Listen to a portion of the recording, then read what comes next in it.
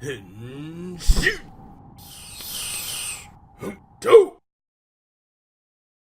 guys, welcome to this episode of the Go Mango TokuCast. I'm your host, Frozen Stratos. Here with me today we have... the Cinder Blaze. Strange words. Oh, baby. Okay, Makotoa. Guys, welcome back, especially you, Jordan, because you just arrived from the void. How do you feel? I was paying a lot of attention, and I just came out of the darkness, and bam, I was suddenly on a podcast. Great! Anyways, on this show, you are just in time to help us review Uchuu Sentai Kyuranger, episode 14. Guys, what'd you think? Michael, actually. Just Michael specifically. Am I going last? No, You you're kind of Oh, feel his oh. enthusiasm. I don't think I can say anything until he goes. Yeah, Just it's go like for it, dude. this pent up. All right. What, really? So, ever since the preview, I was super hyped waiting for this episode because it's the Garu episode we wanted from episode 1 that we didn't really get because it was also the pilot. Really? I'm sure there's other people out there who are Yeah, he himself and him only. really. Me, myself, and yeah. No, Thanks, there's at fans. least one other guy on Twitter who is posting more Garu stuff than I am, so I'm Right. sure Yeah, somewhere. but he ain't on this podcast, so Yeah. You know that doesn't what? count. I'm gonna link him to this podcast so he'll understand. Okay. We're gonna get that view. Dislikes us instantly. Why would he dislike this? Anyways. I absolutely love this episode. It was interesting seeing them take it as Garu is now the unluckiest guy in the universe.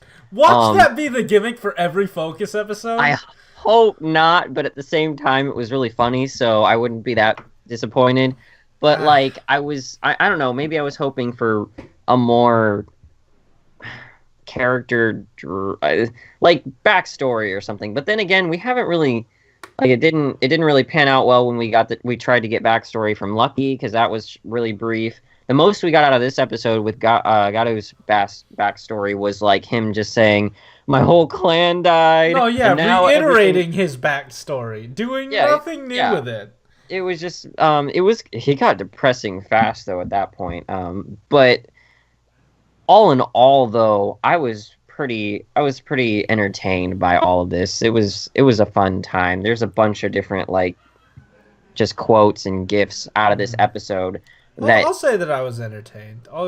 Yeah. that are worthy of retweets, at least by me. But like him going through everything like as the underdog, especially from the start when he wasn't able to get, I guess, part of the roll call. I'm not For sure the if he's longest time. actually the underdog in this situation. It's just that he never gets picked. Yeah. He never got the chance to be an underdog, I guess. I mean, like, no one really doubts his fighting capabilities because he's, like, pouncing around everywhere. He just never Which gets I a fight. absolutely loved in this episode. Gosh, they really went when he was fighting. There was a lot of what we've already I seen, mean, but like the fight was great up until he tight-roped and then, like, leapt over and then scratched the dude. yeah, it was doing really well until that kind of sort of Yeah, lobbed. it petered out pretty quick. But, I mean, what we had, like, there was a lot of cool stuff. I feel like the camera work wasn't quite up to speed with the choreography that was going on. Oh, But it served it all right. Because, like, there was a point where, like, Gold and Silver did this dope combo, and then you saw them in the foreground, and then Lucky and Yellow took over in the background, and then you could kind of see it. I thought that And was then- cool. Oh, I don't know. I don't know. For that, I think it was more like a choreography thing because, I mean, they did like a gag in the fight, but with Red and Yellow, they're just like running around in like circles, and then occasionally they meet up together and just smack each other. Like, there's no real fodder, at least from what I remember. I guess that's Like they're fair. just like flying around and like just they sideswiped him. This episode had tons of comedy in it. It did. Earlier when what's his face, Garu was like moping and whatever, I felt like that really hit the comedic timing well. But I did watch this at a slightly faster pace, so that might have helped. So like it didn't linger as much, but like it felt I was really enjoyed by like his mopiness. You were enjoyed. You were enjoyed. I was enjoyed too. Yes, I was very enjoyed. Jordan, Jordan, can we I enjoyed enjoy his you? mopiness. No. It's too late. I do want to kind of touch on a lot of the Go Busters callbacks in this episode, because there were a lot of them. So, the actor for Maji Yellow and Beat Buster, I think, from Go Busters, like the Gold Ranger, he came back and was the space Michael Jackson for this show, which is fine. We've seen him briefly before, like not really in person, but like in the background in posters and stuff. And he's in the ending theme. But this is the first time we've seen him like actually, moved around physically and been in the show. And I think this might not be the case, but I think they called back to it with the team that they brought in, because in Go Busters they had red, blue, yellow, gold, and silver, and those were the members that ended up in the fight. That's why Hammy was, back off doing who knows what. Hammy things. Yeah, Hammy things. And then not only that, they had a Zord fight concurrent with the regular fight down on the ground, which is something that Go Busters frequently did. So I think that's calling back to it as well. Overall, I thought it was so cool that was happening. Like, I don't know. I really liked it. I freaked out because I like Go Busters. Go Busters is cool, and you call them back to it, and that makes me happy. Right. That's a definite positive from this episode. Speaking of gold and silver, I was happy with their performance in this episode. Like, they got to have fun too. We got to see more of them, even if they weren't the main focus. They're always consistently fun. Yes. Like, I don't remember a time where I thought that their gimmick was either being overused or just getting in the way. Mm-hmm. You know what I mean? Yeah, like for balance this episode, like he is, a thief, but they didn't really let that really intrude on Garu's little character arc, I guess. Mm-hmm. Not a character arc, but like, focus episode. Yeah, no. And then like they just like they had little snippets where they just kind of like poke fun at whatever Garu's doing, so it just like really helped him. And at the end, he had his whole gag where he opens up the gift or like the box. He's like, "Hey, I feel 400 years older. It's like 400 birthdays, dude." Yeah. I mean, they're keeping pretty consistent. Like, they know he loves his birthdays. Yes. So. I like the way the suit actor and like the voice just like just pulls it off. Just like perfect. It's him. Like, the ones already in suit that I can really feel like are in the Ranger suits. It has perfect crossover. Like, it was during the roll call that for a split second I was like, wait a second, did Gold even henshin? That's just his default. Oh wait, no, yeah, that is him. That is So. Yeah. Right. Was that just me? Yeah, I get what you mean. Yeah. Okay. Yeah, I enjoyed this episode. It's just that the part where they tried to give it depth kind of didn't fit. What depth? The part where he was like, "Oh man, I shouldn't have left home because I'm unlucky and like my clan died and stuff." of. That felt like with the whole episode being so based around comedy, it just went dark fast. Like, yeah, my whole clan is dead. It really didn't fit. If you took that out and then replaced it with something else. Oh yeah, and also gave us way less of Garu dancing with the villain. Yeah. Which is definitely, that not existing at all. Which is definitely probably going to be our thumbnail. Just that was hilarious. That oh gosh. What did you think about that, Alex? But it went for too long. I thought that was fantastic. Yes. 2 times speed.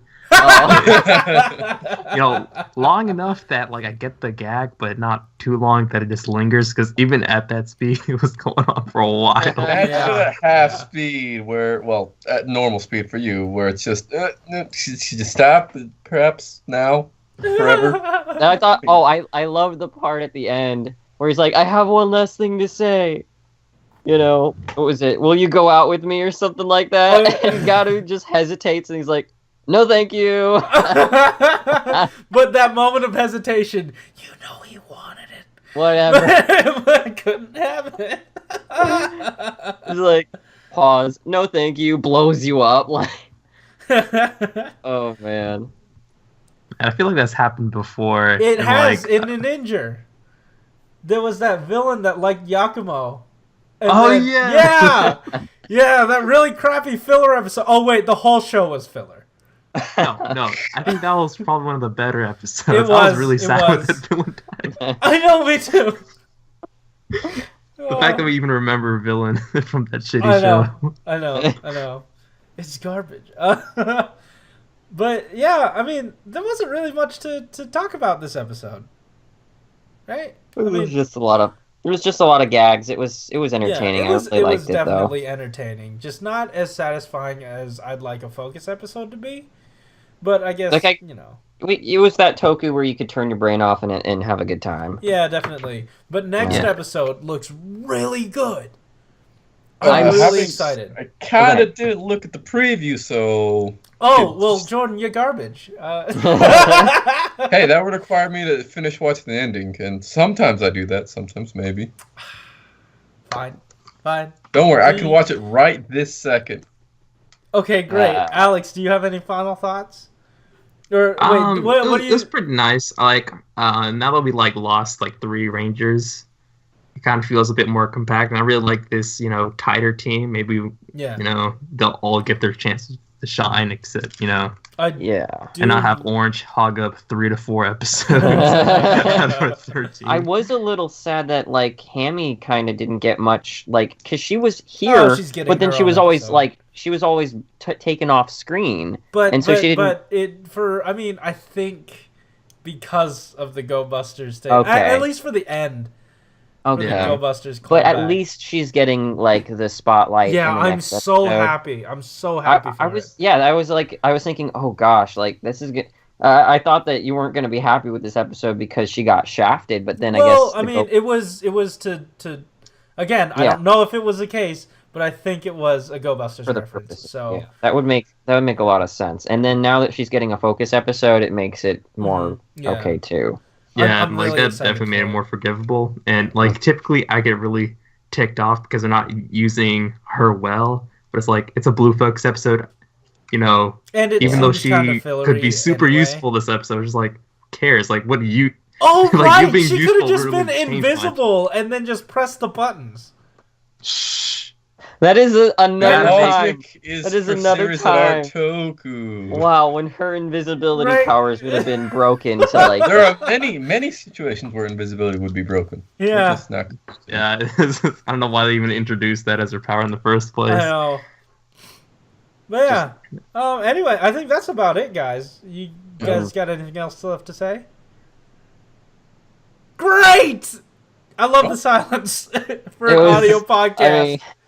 Anyways, guys, I think that's about it. If you like this video, hit that like button. If you want to talk to us about Kyuranger, if there's anything that we missed, because that discussion didn't go too long, so we must have missed something. Why don't you tell us in the comments down below? And hit that subscribe button if you want to hear more from us each week.